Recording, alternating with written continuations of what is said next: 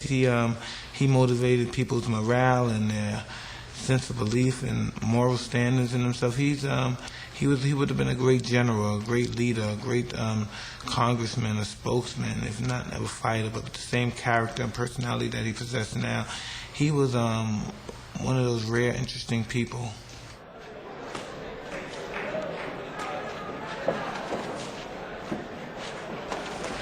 Just basically to believe in yourself and to believe in God. And he was just, he's one of those rare fellas. Customato, who's very dear to me, always said, I'm never in my lifetime going to see another man like Ali. And he said, I don't think you will either. It's just no one that possessed so much self-confidence and belief and just character that just rose to the level and transcend boxing to the level which is never seen before.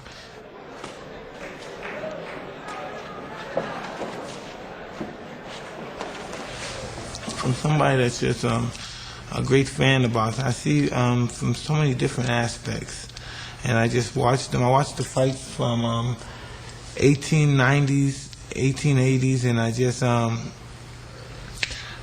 love the fact is to see how Ali, he's just head and shoulders above the rest, just and personality and presence alone, you know.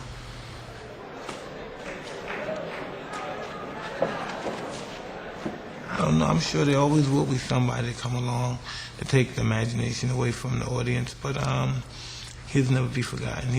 It's just like when you compare the two, like him and Joe Louis. Joe Louis was a national champion. Ali was a world champion.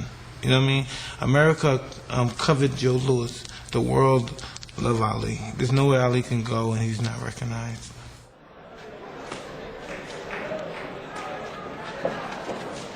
Well, I like to get a hold of it, you know, and I like to just be prepared when I do get a chance. I just don't want to rush into it. You know, I just don't get, I don't eat up to the hype, like, all right, we need Mike to take it back to America. I never look at myself as like American. I'm just somebody in this country loving my life, you know, just living.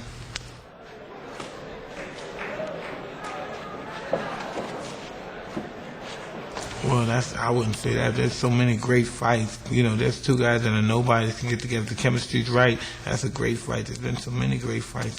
But that's a fight that that will go down in history as something that'll never be forgotten, I believe.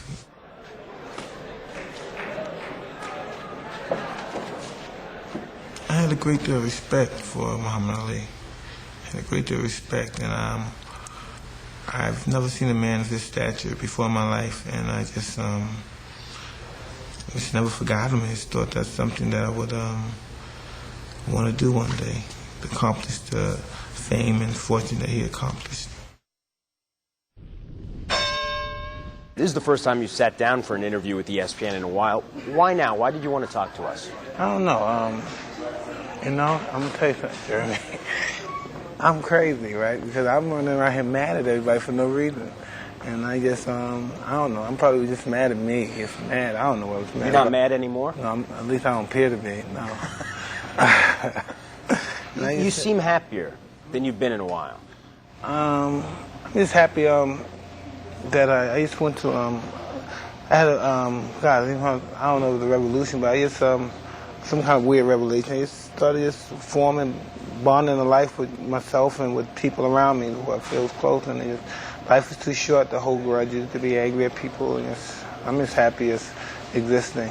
You described yourself a few months ago as very angry. Angry at everyone, hating everyone. What's changed? Because I know the problem stems basically because of me.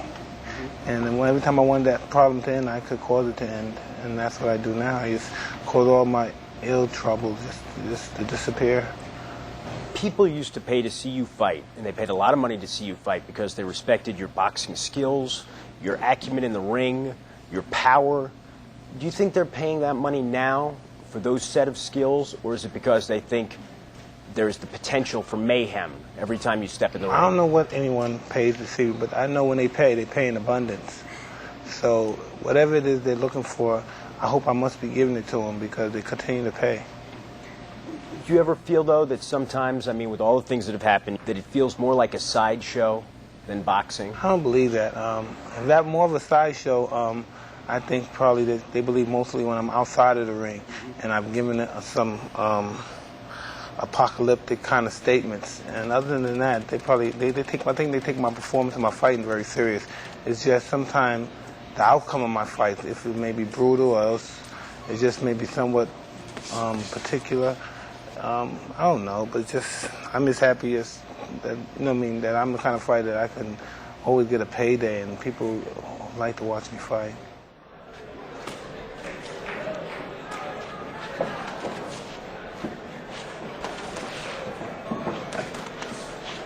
I don't know. Mostly all of them in some fashion or another, because the only thing that we all have, I will explain, the only thing that we all have in common up there is that we all were poverty-stricken. You know what I mean? And you have to know that everybody in that wall, plus myself, right? We all earned our money and are living the same way. And I bet you we mostly spend it the same way. We probably conduct ourselves the same way. And it's just so wild that, it comes a time in all of our lives we all go back and say, because I listen to a lot of the interviews, that they could live their life over, they would do this, they would do this, they would do that. A lot of those fighters, like myself, have been involved with people who are older than them and more sophisticated than them when they started fighting, and they've been abused and taken advantage of. And I know a lot of them have to be bitter. They have to grow old being bitter, because I'm just a young boy compared to those guys. Even in their prime, I'm probably their age now, right? But I'm just saying to myself, those guys have to be bitter, because I know the stages I went through, dealing with shifty managers, shifty promoters, and your shifty people involved in the whole ambulance of boxing. And I don't know how they made it. They're a hell of a men than I were. In 1998, you were evaluated psychologically by doctors at Massachusetts General Hospital. They determined that you were suffering from depression, as you just said, low self-esteem, and that you had problems with anger management. How have you tried to address those problems? That's all they said was wrong with me? I don't know if that's all. Oh, okay. Well, those are among the things. Well, if those are the basic issues that's wrong with Mike Tyson, then I've joined a long cast of people, famous and not so famous, with that medical condition. And then if that's the problem with me, then that's basically nothing, because I know everyone in this room probably at one time or another, probably now, that they never let people know that suffer from those symptoms. But I'm not walking around the street, oh, Mike, you're a horrible guy. I'm a winner. Because if I wasn't a winner, your guys wouldn't be here. It's that I'm a fuck-up sometimes. But as far as low self-esteem is not being a winner, I have my moments of low self-esteem, but I know I'm special. I'm very special. And by being very special, you can still have low self-esteem. I just know I'm a winner, and I can do whatever I want to do, and I'm capable of doing whatever I want to do. It's just sometimes I punish myself because I have so much, because I'm so, and it seems so bizarre that I say that. It's just that sometimes I feel guilty because I'm so much of everything. And sometimes I want to, and it's so bizarre I say this to you. I'm sometimes actually, that's just part of this illness or depression, that sometimes you just try to be the bad guy because I feel like I don't deserve as much as I have, because really, when you really look at it, I'm so fortunate, it's not even funny. I know you must have been asked this a million times, but I never heard you answer it.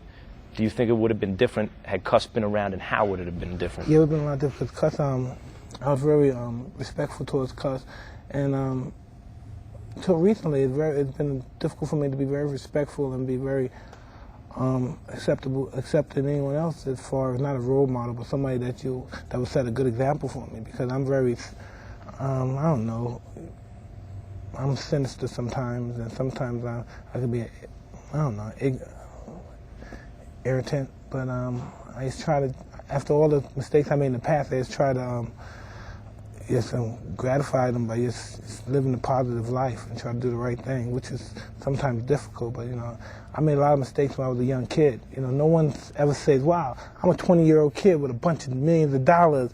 No one's ever said, hey man, I never had anyone say, hey Mike, well, you need to put your money away, or Mike, you have to behave this. I never had that. I was just a young kid with a lot of money, led to run wild. And I had a lot of bad experience, but a lot of those experiences and those learning processes, I wouldn't give up for the world. You mentioned to me earlier that you don't even like the guy that you were 10 years ago, 12 years ago, and you think you're still paying for the mistakes you made as a younger person, and you're a different person now? Yeah, of course, if I'm a young 19-year-old